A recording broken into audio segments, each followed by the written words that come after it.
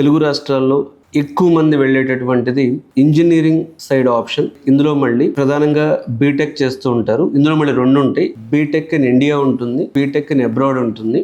So ఇండియాలో engineering చేయాలంటే మీరు సెలెక్ట్ చేసుకునే ఇంటర్మీడియట్ కాలేజ్ కానీ మీ బ్రాంచ్ ఎలా ఉండాలి, అలాగే ఇంజనీరింగ్ని అబ్రాడ్లో చేయాలి అంటే మీరు సెలెక్ట్ చేసుకున్న ఇంటర్మీడియట్ కాలేజ్ అండ్ ప్రిపరేషన్ డిఫరెంట్గా ఉండాలి. సో దీని మీద మళ్ళీ సపరేట్ వీడియో చేద్దాం.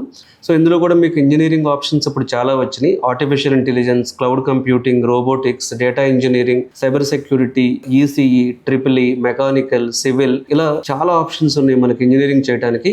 సో ఇంజనీరింగ్లో కూడా మల్టీ డిసిప్లినరీ యూనివర్సిటీస్ వచ్చినాయి. అంటే medical with AI, economic skills with AI, ఇలాంటివి కూడా రావడం జరిగింది. సో ఓవరాల్గా మీకు ఇంజనీర్ అవ్వాలి, ప్రొడక్ట్ బేస్డ్ కంపెనీస్లో వర్క్ చేయాలి అనే ఇంట్రెస్ట్ ఉంటే మీరు ఎంపీసీ సైడ్ ప్రిఫర్ చేస్తారు. సో ఎక్కువగా దీని గురించి నేను ఎక్కువగా మాట్లాడాల్సిన అవసరం లేదు, ఎందుకంటే తెలుగు స్టేట్స్లో